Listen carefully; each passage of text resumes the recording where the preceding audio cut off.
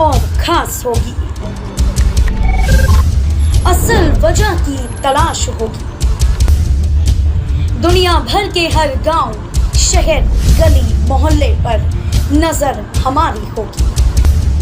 खुलेंगी पर्दें, जहन में उठे हर सवाल की बात होगी। हर वो जवाब जो है आपके लिए जरूरी, जिम्मेदारी हमारी होगी। हमारी खबरों में कुछ हटकर होगी बात। नमस्कार दोस्तों, मैं टीना जैन और आप देख रहे हैं एनपी न्यूज़ 24। आज हमारे खास कार्यक्रम शख्सियत के तहत हम आपको मिलवाने जा रहे हैं पूर्व जिला अध्यक्ष भाजपा उदयपुर देहात के राज राणा गुणवंत सिंह जी जाला से। तो आइए इनसे जानते हैं इनका जीवन परिचय और इनका राजनीतिक सफ़र कैसा रहा। देखिए, हम 1971 से राजनीतिक में आए जब स्वतंत्र पार्टी थी, और स्वतंत्र पार्टी के बाद फिर वापस धीरे धीरे जनता पार्टी बनी, और जनता पार्टी जनसंघ, और जनसंघ के बाद जनता पार्टी सब मर्ज होके, और जब से राजनीति का कार्य कर रहे हैं। यहाँ जाडोल में 2 बार सरपंच भी रहा हूँ, 2 बार प्रधान भी रहा हूँ, जिला परिषद सदस्य भी रहा हूँ, 3 बार देहात जिला अध्यक्ष भी रहा हूँ, और अब हम उम्र हो गई है, अब बस पार्टी की सेवा कर रहे हैं। तो आपके साथ राजनीतिक सफ़र की शुरुआत कैसे हुई थी? ऐसा है कि अब यहाँ इस क्षेत्र में बैठे हैं, लोगों का हमारे पे विश्वास है, तो अपन यहाँ खाएंगे पिएंगे चले जाएंगे तो कौन पूछेगा। इसलिए जनता के लिए हमारी ये झालाओं का एक ठिकाना था, और ये पूरी तहसील है जाडोल ठिकाना की जागीर थी। तो हमारे बाप दादों ने भी इस क्षेत्र की सेवा की, और हमारे पे फर्ज बनता है कि भाई क्षेत्र की सेवा करें। इसलिए आपने राजनीति में जाकर लोगों की सेवा करने का माध्यम चुना था। जी हाँ। वर्तमान में भाजपा की ओर से क्या क्या दायित्व निभा रहे हैं? देखिए, भारतीय मैं तो एक ही चीज़ कहता हूँ, गीता में श्री कृष्ण ने कहा कि जो देश की रक्षा करे और धर्म की रक्षा करे उसका साथ देना चाहिए। हमारा फर्ज और दायित्व है कि हम इसीलिए, और मोदी के सिवा ऐसा कौन ऐसा सक्सेस हो सकता है जो इस देश को इतना सशक्त बनावे। आप देखो पूरी दुनिया में इस भारतवर्ष का जो गौरव बढ़ाया है, नाम बढ़ाया और मजबूत राष्ट्र किया है। आज किसी पाकिस्तान या चाइना या किसी की हिम्मत नहीं जो अपना 1 इंच भी जगह ले सके। और विकास का भी सवाल रहता है। विकास तो होता ही, हमारे बचपन में हमने कल्पना भी नहीं की थी कि हमारे यहाँ डंबर आएगी या लाइट आएगी। डंबर भी आई, लाइट आई, नेशनल हाईवे भी हो गया, डैम भी बन गए। तो विकास का क्रम तो निरंतर चलता रहेगा। इसलिए विकास से हमारा नहीं, हम तो देश सुरक्षित है तो हम सुरक्षित हैं, धर्म सुरक्षित है तो सनातन धर्म सुरक्षित है। झाड़ोल में भाजपा प्रत्याशी की जीत के कितने आप आशक्त हैं उनकी जीत के प्रति? हम तो 100% आश्वस्त हूँ, और मैं मानता हूँ कम से कम भी ये लीड इस बार 15-20 हज़ार के बीच में लेगा। अच्छा, केंद्र सरकार की योजना के क्रियान्वित व लाभान्वित के विषय में आप प्रकाश डालिए। केंद्र की योजनाएं चल रही है, ज़्यादातर राजस्थान की सरकार क्या कर रही है? राजस्थान सरकार तो खाली लॉलीपॉप दे रही है, प्रलोभन दे रही है, पॉकेट में ये कर देंगे वो कर देंगे। 19 जिले बना दिए, जिले बना कोई आसान है क्या? उनकी क्रियान्वित नहीं कर पाए। जब भी जो काम हो रहा है राजस्थान नेशनल सेंटर केंद्र की योजनाओं से हो रहा है।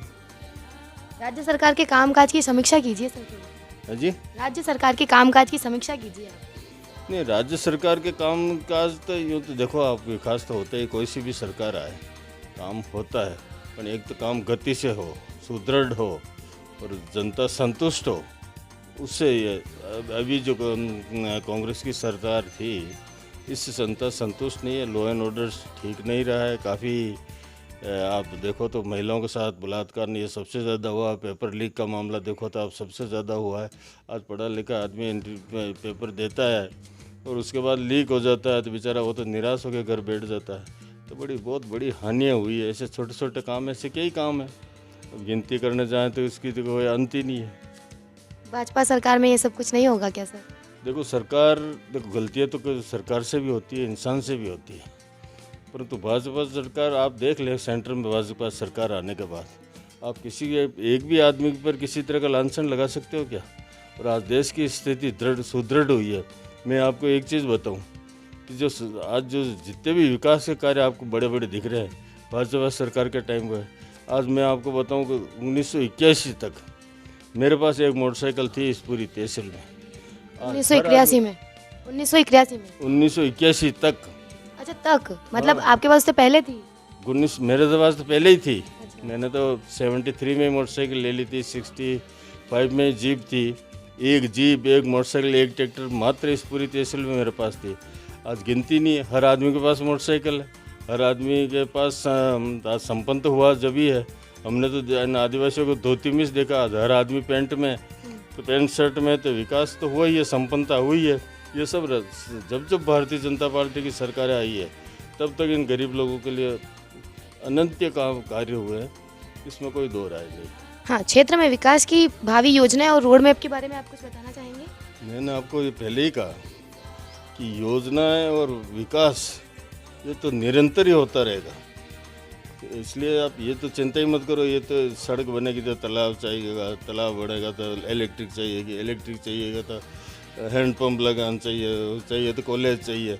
ये तो निरंतर चलता रहेगा और ये होता रहेगा। जितनी सरकारें अपनी योजनाएं बनाएगी और यहाँ की डिमांड होगी उस अनुसार रणनीति बना रखी होगी, क्रम चलता रहेगा।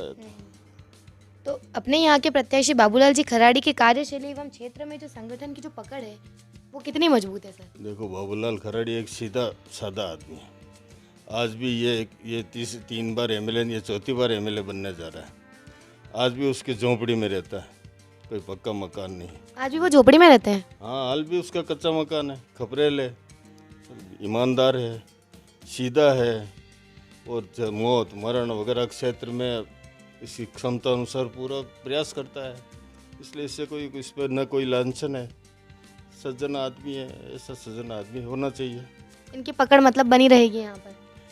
पकड़ तो पार्टी के सब कार्यकर्ताओं की होती है, कार्यकर्ता बनाते हैं विधायक वगैरह सब।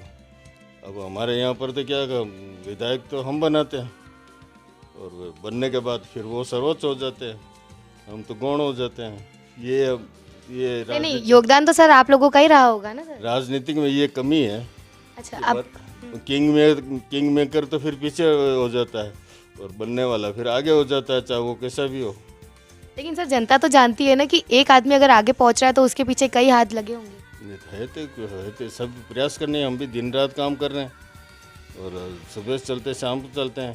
हम भी तो 77 साल के हो गए तो अभी रात दिन काम कर रहे हैं। और अभी जब 4 बजे अभी हमारा कार्यक्रम में चालू होगा, अब रात को 10-11 बजे तक आएंगे घर पे।